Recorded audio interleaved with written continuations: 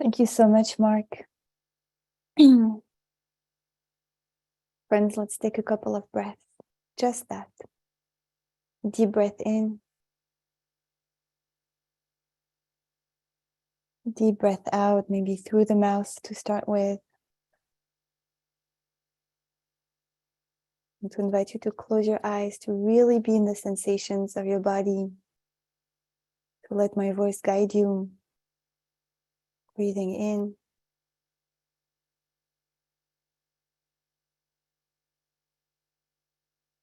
Breathing out. Feel free to sigh if the body feels like doing anything else that's going to invite a deeper release.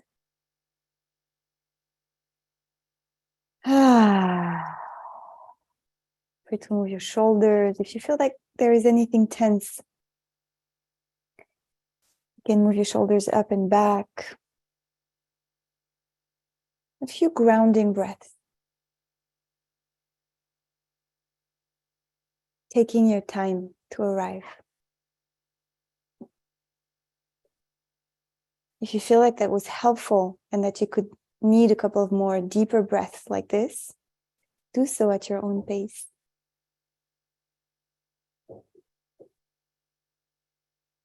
If you feel like you need to adjust something in your posture right now so that you can feel really comfortable, but also present and alert in order to stay still for the whole length of the meditation, do so now. Let your body guide you and be your teacher.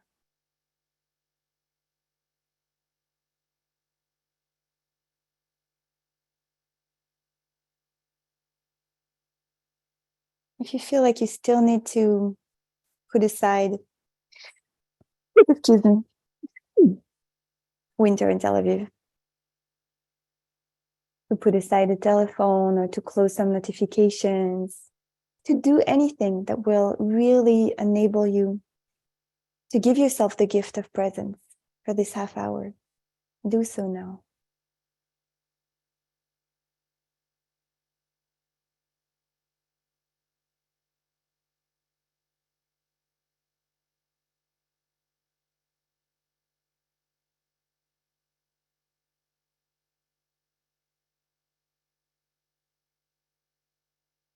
Beautiful.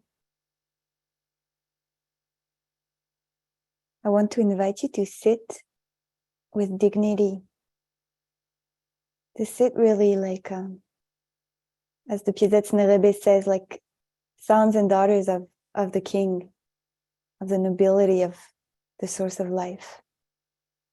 How would I sit right now if I was sitting with this royalty, this nobility of life?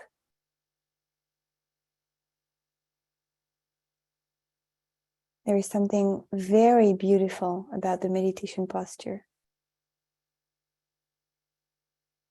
It's a way of being in life. The posture in itself kind of embodies the way I like to be in life, with this sense of stability and groundedness,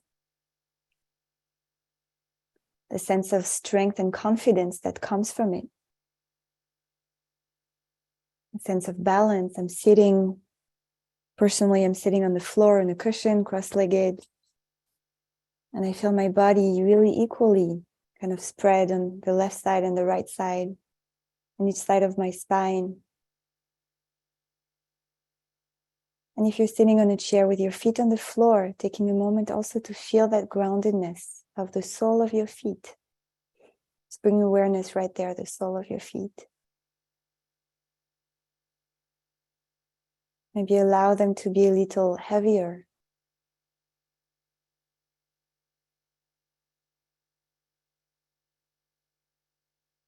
Ground a little deeper.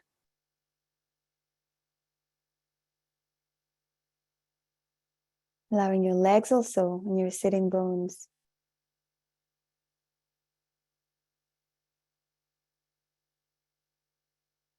To rest heavier.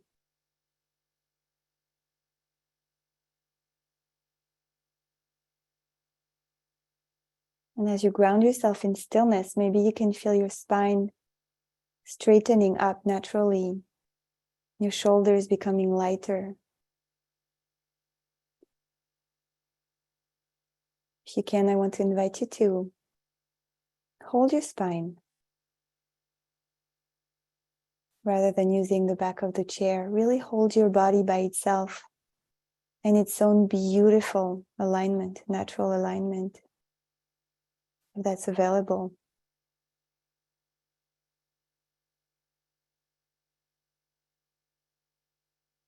The hips, the spine in the middle, the shoulders. Sensing the back of the neck lengthening and maybe the chin slightly tilting down, so that the spine can be really in its full length, like the trunk of a tree.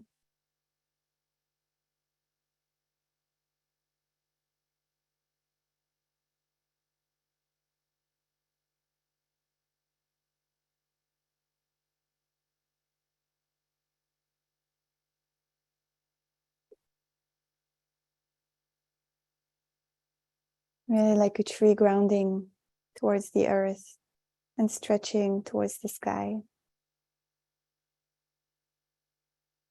Now allowing the front of the body, the belly and the chest to soften.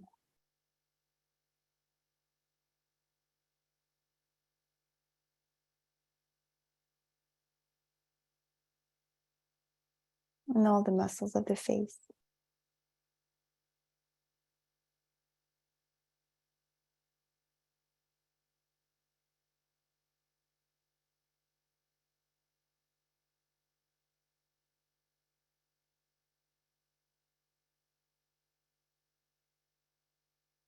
Settling into your stillness, making stillness your best friend. And noticing maybe the impulse to move. Welcoming it, but just not going with it. Just grounding in our stillness.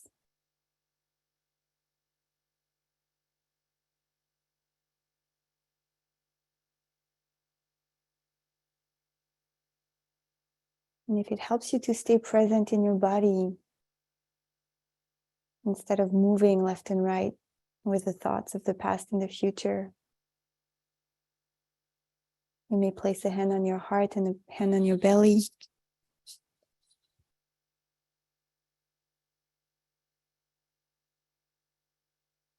I find that it's very grounding for me to do that when I need it.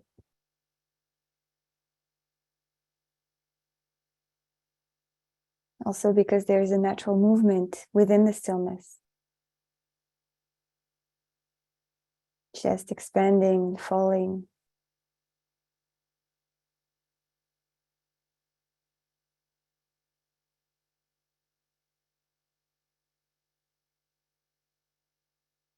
Abdomen expanding and falling.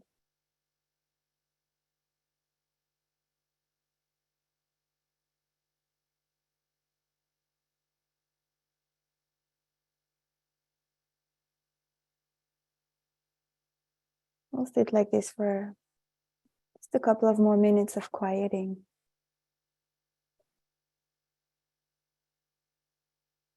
Of arriving.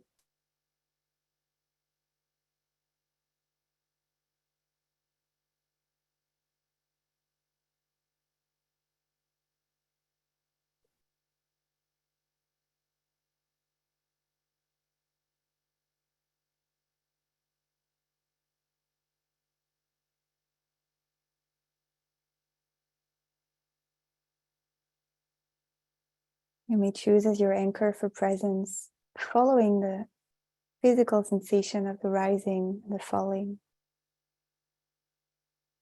of your body with the breath. Or feeling your legs sitting. Or feeling the breath in the tip of the nose. Just choosing your anchor.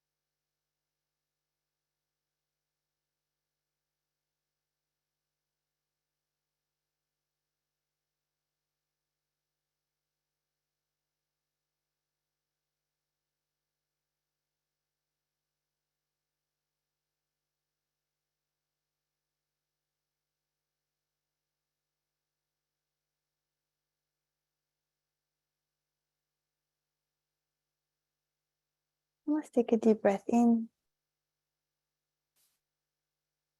Beautiful breath out.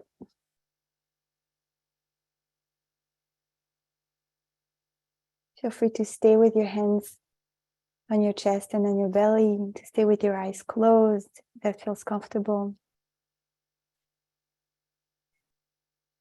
I first want to express really my thoughts. There's been an earthquake in the Middle East, terrible, a couple of earthquakes actually, with thousands and thousands of dead and wounded. Just a reminder of the preciousness of life. And I want to kind of dedicate this learning and sit also to the human suffering around us. Really feeling connected. And friends, I want to offer a thought for our practice, our spiritual practice, and for our life from the parasha that we're about to read this Shabbat, Parashat Yitro. A very important parasha for us, parasha with the revelation at Mount Sinai. I'm going to share my soul sheet, but again, feel free to stay with your eyes closed if that feels good for you to be there. And just listen to my voice, and the soul sheet will be shared here and also under the link to the video, so you'll have it for later. There's this scene where the people is really afraid before the revelation. And the pasuk, the verse tells us, "Vayamod ha'am mirachok," and the people is standing from far. And Moshe nigash and el arafel, and Moshe is coming closer. He's presenting himself, asher sham ha'elohim, where God is. And the first reading would be to think that, okay, this is us, and we're a bit cowardly. And Moshe, our hero, our teacher, is, he is moving forward, showing the example. That's the pshat. That's a simple level of reading of the text. And Rabbi Nachman is offering another reading. And as usual, for the Hasidic masters, I really love these readings always because they turn the stories into actually our inner stories, and all the characters into inner characters within us. And so here Rabbi Nachman is telling us, okay, the arafel, this kind of opaque darkness, this mist is an obstacle, right? So when we feel that there's an obstacle in front of us in life, we tend to kind of stay there, right? Kind of the freeze mode, and we don't want to move forward. And what he's saying is that what's moving towards it, like Moshe is actually our own awareness. That Moshe corresponds to that, which is something that the Meor Einayim, one of the first Hasidic masters, was already teaching, that Moshe represents the consciousness of Israel. So here it's not like we're standing back and Moshe is moving forward. It's actually, there's a part of us that's standing back, but our awareness is willing to meet the obstacle because it knows that right within the obstacle, Nistar Hashem Yitbarach, God is hidden. And this is what I wanted to offer, because this is something we also meet a lot in meditation, that sometimes when there is an obstacle, like a difficult thought or emotion, or even a difficult sensation in the body, and I'm going to stop sharing now.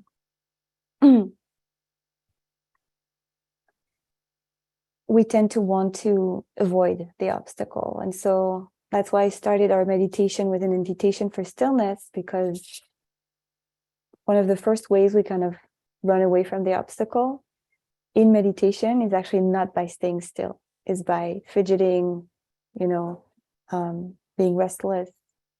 And it's very natural, it's very human, right? There's a very strong fear.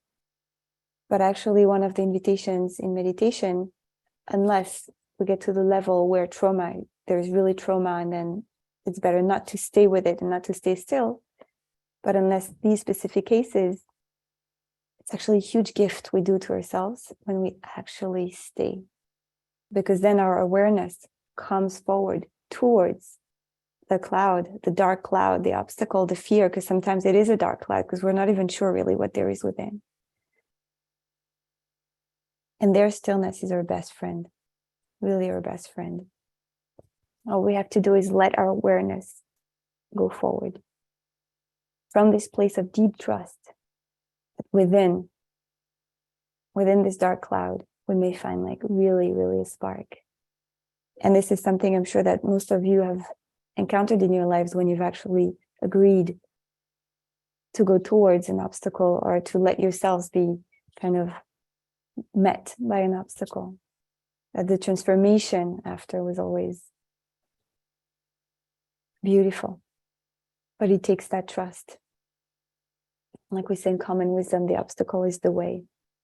So here Rabbi Nachman tells us there is God and there, hidden.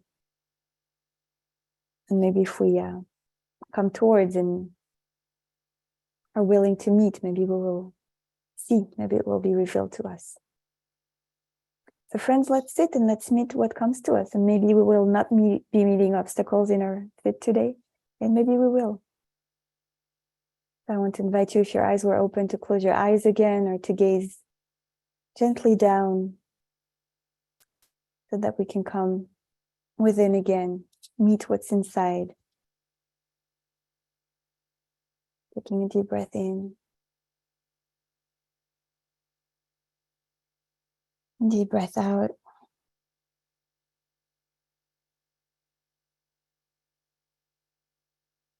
נחזור לעוגן שלנו, coming back to our anchor, our breath, or the sensations in our body, of our body sitting.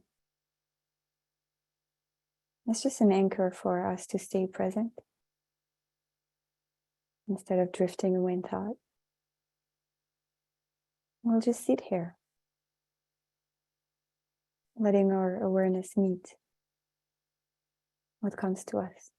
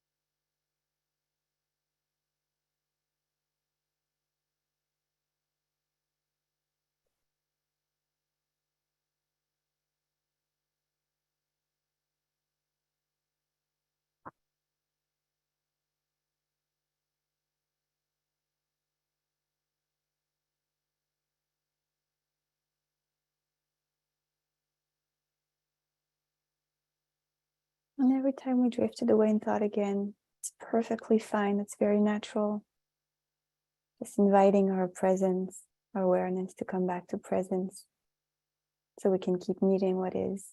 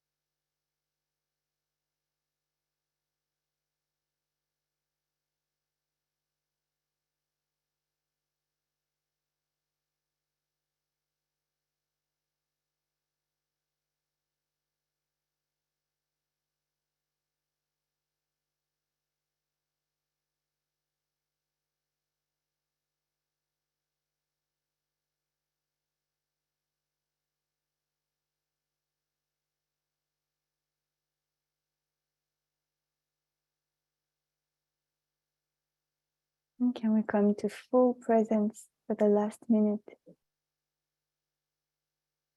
Following each in breath and each out breath.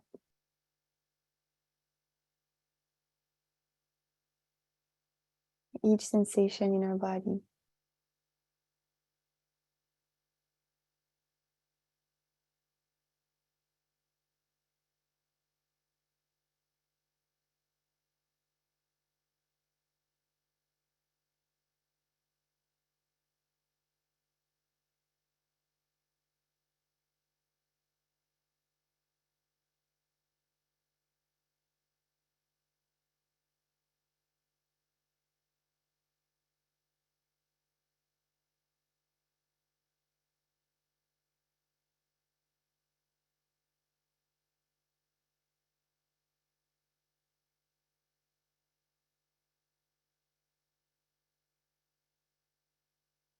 Let's place a hand on our heart and a hand on our belly.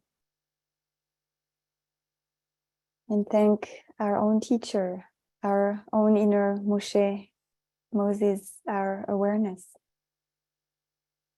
for guiding us through life, for helping us move towards the dark clouds with a deep trust that the divine is hidden right at the center of it.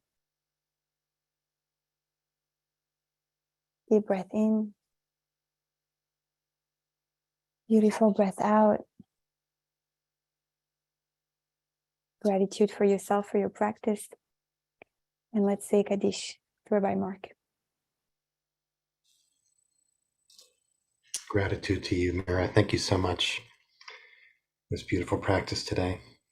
And friends, we seal the practice as we do by offering an opportunity if you're in mourning or if you're observing a yahrzeit or if it's your custom to join in the Kaddish, you can do so. You can put the name or names of those you're honoring today in the chat. If you're not reciting Kaddish, you can help create a minyan of support and comfort for those who are.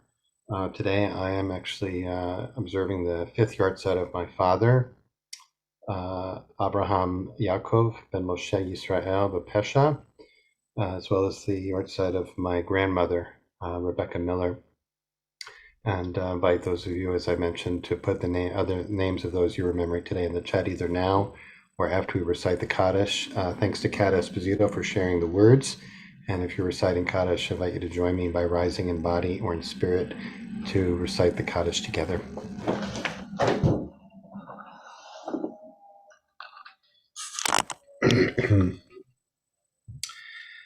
Yitgadal, Yitgadash, Shemei Rabbah, B'yama, Dibra, Shmute, B'Shmute, Chayechon, Yomechon, Chaye Dechol Yisrael, Ba'agala, Tzmaninu, Amen. Yehi Shmei Rabbah, Olam, Almaya, Yitbarach, Yishar, Yishar, Yitromam, Yitzadar, Yitzale, Yitzhak, Yitzhak, Ba'ela Birkata B'Shirata, Shush B'chata V'Nechamata, Amen. Anselma, Amen. Amen. Amen. Shlama Rabba Amen. Min Shemaya, Aleinu Ve'al Yisrael, Amen.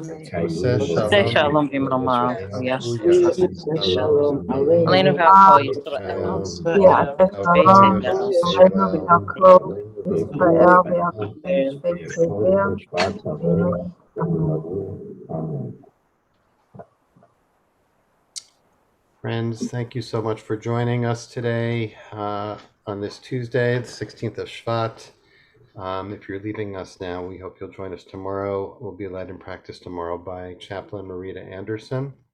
On Thursday, Rabbi Adam Klickfeld will lead us, and Friday, of course, our own Rebecca Schisler will lead us to sit into Shabbat together. So we'll look forward to a beautiful week of practice, which has had a wonderful start. I want to thank our teacher for today, Rabbah Dr. Mira Neshamah Weil. And I also didn't mention at the outset, but I'm going to put in the chat now that I'm going to put the 2 links. One is to a Rosh Chodesh Women's Circle that Mira leads for our sister organization Or Halev in Israel, but that's available online. That's going to be on February 19th for the month of Adar. And also there's a link to, I'll put it in again. Oops, maybe I didn't put it into everybody. Hold on. Here it goes. To Mira's website, which I guess is a pretty new website, jewishpotentiality.com, where she blogs on the weekly Torah portion based on the commentary of the Me'or Einayim, one of the great Hasidic masters. And here is the link to the here's the link to the Rosh Chodesh group, if you're interested, on Facebook. Okay. And of course, if you're staying with us, which we hope you are, you're welcome to. You're welcome to use this time just to stay with your practice that Mira led us into so wonderfully today, while we're here, just to use this time and space in our container, or to share reflections on your experience, or ask questions about the teaching or about the practice today. If it's a question, please preface it by writing question in caps. We'll keep an eye on that. Mira, first of all, I just want to really appreciate the structure of today's practice, that that and the way you described it, of helping us all settle and come to a place of stillness. And I guess I wanted to invite you to say a little bit more about that, why you did it that way. I mean, I always appreciate that we go right into practice immediately. That when we go to text, there can be an inclination, like you noticed also, like, oh, what is this, right? And look at it, and we go up in our heads a little bit. So I wanted to invite you to talk a little bit generally about your methodology of teaching, about starting with the breath, starting with sitting for a little bit before going into the text study, because I think we all can learn from that. Mm. Why'd you do that? I think it's in the Talmud, in Masechet Brachot, they say that the Hasidim Arishonim, the first pious ones, would sit before they would pray. And the Me'or Einayim talks about, not the Me'or Einayim, the Piavetz Rebbe, also the importance of like taking a moment to sit and feel our bodies, come back to our bodies before, we can come to praying or even studying, because too often I feel that Torah study, we take it as you said, on an intellectual level. But if we want to take it in a contemplative way, as a spiritual practice, then the purpose is for the words to really become prompts, like spiritual practice prompts, like, oh, how does that resonate? How can I embody this? Like what, and if we want to leave that mode, we need first to come down in the body, and also just, for the rhythm, I guess, because, you open so beautifully with like welcoming and, checking in and then announcements. And I always think it's good to have like just a moment of like kind of attuning ourselves to each other also in silence. Mm-hmm. So today we had a much longer practice than usual, I think, before we got into the source sheet. But I think these are the two reasons. One is like to kind of balance between words and silence. And the second one more deeply is like, so that when we look at the source sheet, we don't, as you said, we don't come from here, we come from already a place where we're more available. I think it's very important to have time to land. Well, that works for me. I'll say that. I imagine it works well for others as well. There's so much in that that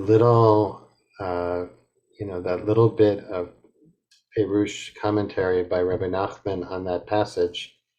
So let's talk a little bit about what Jewish mysticism. First of all, reading the text on that level, on that kind of symbolic level of descriptive of a dynamic that's going on within every one of us, right? Mm-hmm. So the RFL, which is this dark cloud, which you can just like, the pshat is, there's a dark cloud over there, right? But no, it's, maybe it is that too, but, it represents a reality, something that's true. So what is that? And so the teaching you brought for us today from Rabbi Nachman says, that RFL represents the miniot, these obstacles. And since Jewish mysticism posits that there's no place devoid of God, that God's in everything, including the obstacles, maybe even especially in the obstacles, because when you think about like in learning on a Kabbalah and different aspects of Jewish mysticism, we have this idea of klipot, of husks, of shells, shattered pieces of creation, and sparks of light trapped within. And really our spiritual task, right, is to reconnect, reunite with those sparks, which is another way of describing this process of. So that changes my experience from I'm sitting here with my irritability and my distractibility and my thinking about what I have to do and think, oh, RFL, Yeah. Go into the RFL, right? So maybe talk a little bit about what that, in English, the translation there is obstacle. The Hebrew is mini'ah. What does that mean, obstacle? Like, how do you, here you were kind of equating it to the things that come up of us that keep us from staying present, right? That because, and you alluded to this too, that we're actually afraid to be present, right? There's something, it stirs up some anxiety about being present. So we think about the past or we worry about the future. Obstacle, what's the obstacle to what? Yeah. Thank you. First of all, I'm just blanking on the actual term in modern Hebrew for obstacle. I'm just blanking on it, but miniot is more like something that prevents us. And I love that because the notion of obstacle usually is the notion that it's something external in front of me, but something that prevents me is coming from within, like my own, like kind of not daring going forward, my own, self-sabotage, or my own like blockage. Basically, it's more like a blockage.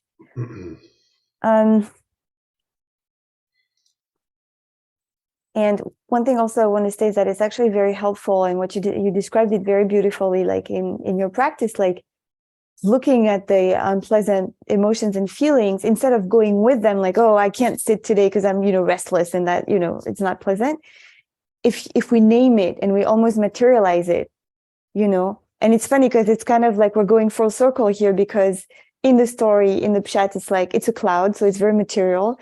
And then Rabbi Nachman gives a symbolic reading of it. And he says, no, really, it's like, it's just a kind of a ghost, it's like your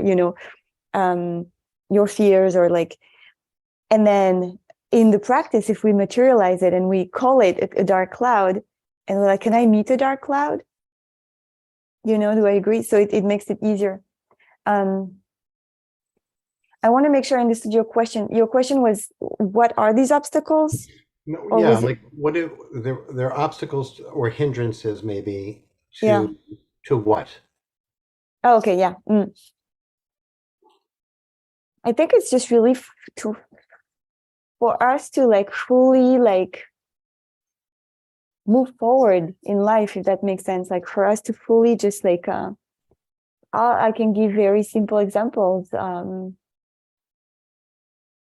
Some of us may have like a deep aspiration to find a partner, but then it just doesn't work. Or at work, we may really, really want to do something, and somehow there's something that we can see ourselves not managing, and so many different things, right? But it's these things in life that feel like we can't pass through.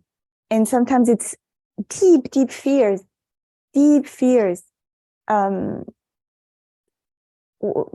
of life, mistrust. I just saw a question about trust here, and I think a lot of it is actually a deep mistrust of life, more than a mistrust of ourselves. And that's coming from conditioning, and we all have different stories, and some of us more or less difficult, but usually when there is difficult conditioning, then it translates into many obstacles in the way to well-being, or to feeling aligned with life, or to feeling that we're having a kind of harmonious life path. And there's like, oh, I keep doing the same mistakes, like patterns, like all these things. So in the way really to moving forward in life, and that makes sense. Yeah, it does make sense. And I just want to Go ahead. You were. No, I just want, because just to the question about trust, I just want to say to Suzanne, it's funny because I'm thinking about this a lot at the moment, and the upcoming blog post actually of like from the Me'orenaim on the parasha is really a lot about this, about trust. And in a couple of weeks, I'm going to give a teaching for the Valley Bet Midrash, and it's called like Faith for Non-Believers. And it's about this. It's about trust, actually. Like, does trust have to be connected to God or not? And I like it in a way that here we could say, we want to trust that God is within at the heart of the obstacle. But we could also say, I want to trust that my awareness can help me move forward when I can't. We don't even have to trust that God is within the obstacle, because I feel that's a very advanced thing in a way. And it's always easy to say in retrospect in a way, right? But at the beginning, when something feels really, really, really challenging, it's not so easy to see like, God. And that's why Rabbi Nachman is saying God is hidden, nistar. Because the good is not obvious in the dark by definition. Well, what I love about this actually is that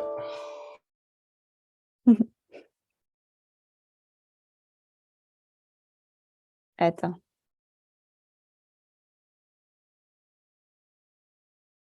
Oops. I have lost Mark. Can people see Mark or hear Mark? No? Okay, so before he comes back, I'm going to address the question. The question by Lori: how do we discern which obstacles to move toward and the ones to turn away from? I think it's a great question. I think it's actually a great question.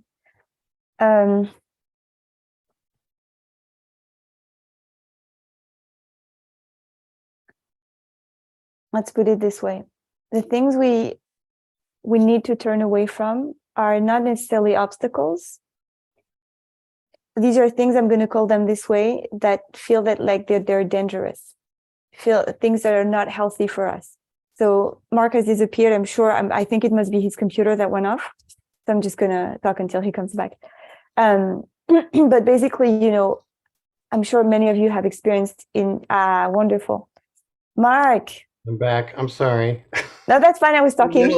Here's the only thing I was going to add to that beautiful answer was that what I love about this teaching that you brought is that I don't know if it, in this particular case, it necessarily requires trust. It's about Moshe as, he's describing Moshe as awareness, right? That basically the practice, right, that you're bringing is just bring awareness that there's something that can happen if we just bring awareness to that which seems to be to the resistance that arises within us, right? Whatever it might be. Notice resistance, right? Or aversion, working with aversion. Notice aversion, and the theory that everyone needs to check out in their experience is that awareness itself may actually help us kind of move through the aversion in some way, right? That it's not going to be. But I think we should end with this probably also too, because you alluded to trauma, and that sometimes it's better, when you notice, when there are situations where the aversion may be coming as a result of traumatic experience, and what's best to do there is not go there, basically.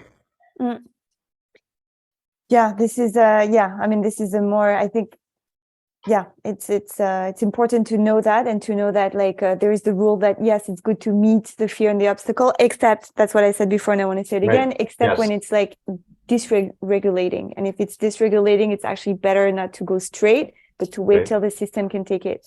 I just want to say one thing about what Laura is asking, because I think it's important. And then if I didn't answer your question, feel free to reach out to me, because I want to be there for you. She's saying, what does it look like to go towards the fear of the obstacle? And what I can say about it is that, and that's the beautiful thing about it, we don't even need to go towards it. Paradoxically, all we have to stay still in a way, especially in meditation, but also in life, and let it meet us. Let it almost overtake us and not be afraid. Because if we trust, the awareness goes toward. All we have to do is let it come. Stay there, actually. In the story, they stay far and Moshe is moving forward. But in actual life practice, it's about staying, staying as long as we can. That's it. Okay. All right. So let's end it here. Thank you so much, Mira. As always, it was beautiful, beautiful practice today, and we're always so grateful to you. I'm very grateful to you and to Okay. each of you. To each of you. Yeah. And many thanks, of course, to Kat for holding our space so beautifully, and to each of you for showing up day by day. And we hope to see you tomorrow to practice with Marita Anderson. And until the next time we see you, Mira, be well, okay? Yeah, you too.